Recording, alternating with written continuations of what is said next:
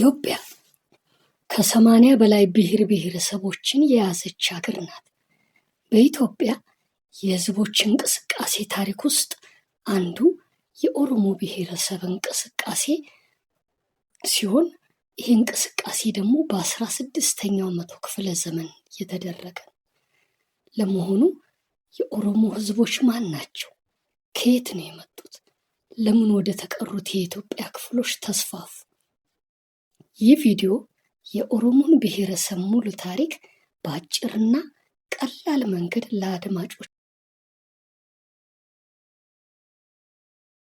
በቀላሉ እንዲገባ ተደርጎ ተዘጋጅቷል።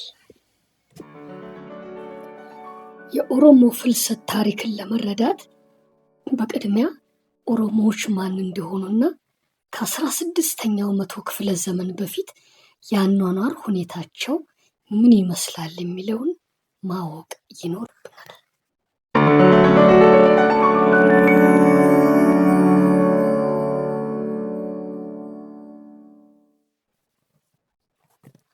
የኦሮሞ ብሔረሰብ በዛሬይቱ ኢትዮጵያ ሰፊ የህዝብ ብዛትና ስርጭት መጠን ያለው ብሔር ነው። በተጨማሪም አፋን ኦሮሞ የተባለ የራሱ መግባቢያ ቋንቋና ጋዳ ሲስተም እየተባለ የሚጠራ በእድሜ በገፉ ቡድኖች የተመሰረተ በህግ ተደግፎ የሚመራ ባህላዊ የአመራር ስርዓት አለ። ለመሆኑ ኦሮሞ የሚለው ቃል ምን ትርጉም አለው ብንል ነፃ ህዝብ ወይም ነፃ የሰው ዘር የሚል ትርጓሜ ነው ያለው። በተጨማሪም ታሪክ አጥኚዎች ባሳተሟቸው መጽሐፎች ላይ እንዳገኘ ነው ኦሮሞ የሚለው ቃል ኢልማ ኦርማ ከሚለው ቃል የተወረሰ ሲሆን ትርጓሜውም የኦሮማ ልጆች ማለት ነው ይላሉ። ስለዚህ ይሄ የኦሮሞ የሚለው ቃል ነፃ የተወለዱ ህዝቦች ወይንም ጠንካራ የነፃነት ስሜትን እንዲሁም ደግሞ ጥንካሬንና ጀግንነትን ያመለክታል።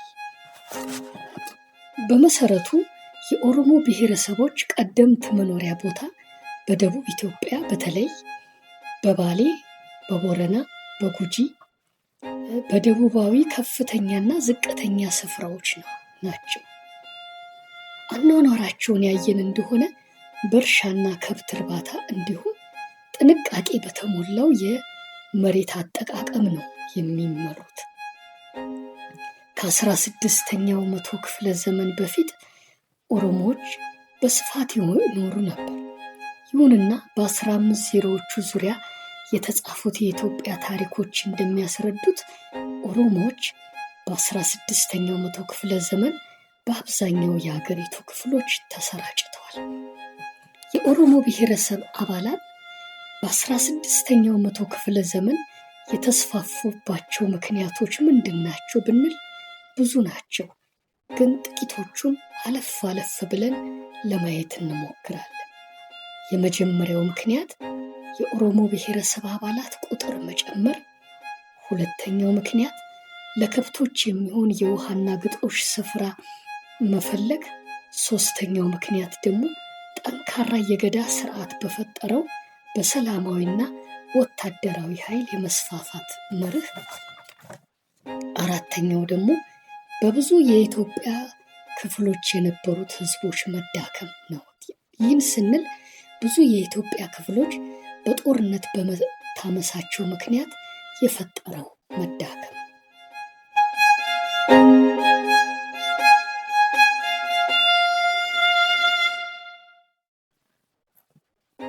የኦሮሞ መስፋፋት ከአህመድ ግራኝ ወረራ ጋር ያለው ግንኙነት በ16ኛው መቶ ክፍለ ዘመን አህመድ ኢብን ኢብራሂም ኤልጋዚ ወይም ግራኝ አህመድ የተባለ የአዳል ወይም የአፋር ብሔረሰብ ጦረኛ በብዙ የኢትዮጵያ ክፍሎች ባደረገው ወረራ ምክንያት አንድ የኢትዮጵያ ክርስቲያን መንግስት ተዳከመ፣ ከተሞች፣ ቤተ ክርስቲያናት፣ አድባራትና ገዳማት ተቃጠሉ፣ ብዙ የጦር ሰራዊቶችና ሰላማዊ ሰዎች ተገደሉ፣ በህዝቦች መሰደድ የተነሳ ብዙ አካባቢዎች ባዶ ሆኑ። በዚህም ከጠላት ወረራ የሚከላከላቸው ጠፋ። ወረራውን ባስከተለው ጦስ የተነሳ ኦሮሞዎች ለመስፋፋት ቀላል ሆነላቸው። የኦሮሞዎች መስፋፋት ከግራኝ አህመድ ወረራ ጋር ተያይዞ አልመጣም። ይሁን እንጂ ወረራውን ተከትሎ በመጣው ጦርነት ከፍተኛ ቀውሶች ከተከሰቱ በኋላ የተከናወነ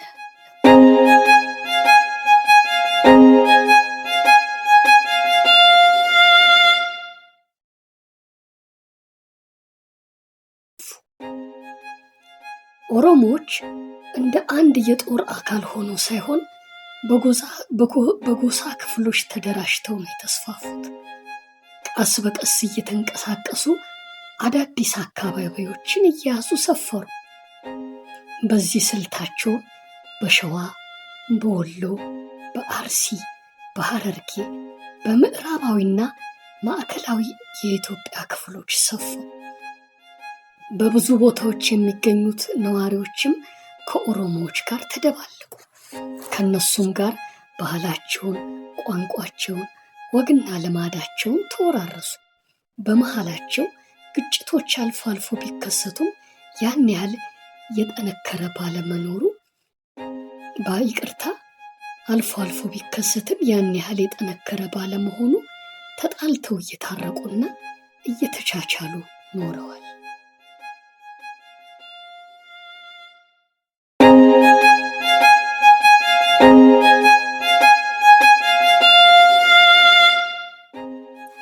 በዛሬው ዘመን ኦሮሞዎች የት ይኖራሉ?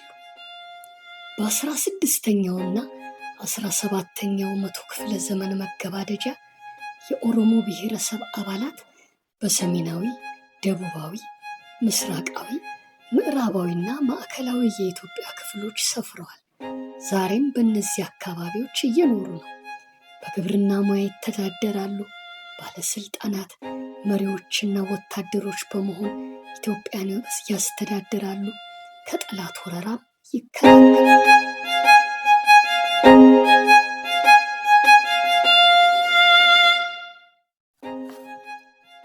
የኦሮሞ መስፋፋት በድንገት የተከሰተ አይደለም።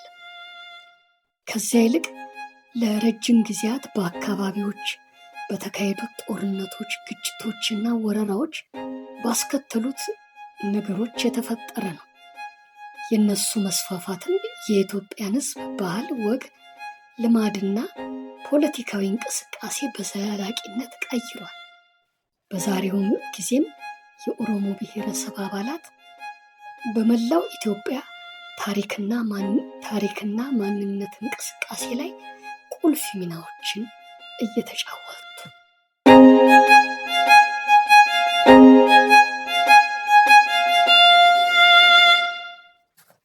እንግዲህ በዛሬው ቪዲዮአችን የኦሮሞን ብሔረሰብ ታሪካዊ እንቅስቃሴ ባጭሩ ለመቃኘት ሞክረናል።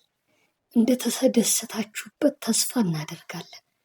ከወደዳችሁት በቀጣይ የምንለቃቸው ቪዲዮዎች እንዲደርሷችሁ የደወሏን ምልክት በመንካት ሰብስክራይብ አድርጉልን። ላይክና ሼር እያደረጋችሁ ለሌሎችም አዳርሱልን። በኮሜንት መስጫ ቦታ ላይ ሀሳብ አስተያየታችሁን ግለጹልን። ይህን ቪዲዮ ስለተመለከታችሁልን እያመሰገንን በቀጣይ ቪዲዮ እስከምንገናኝ ሰላም ሁኑ።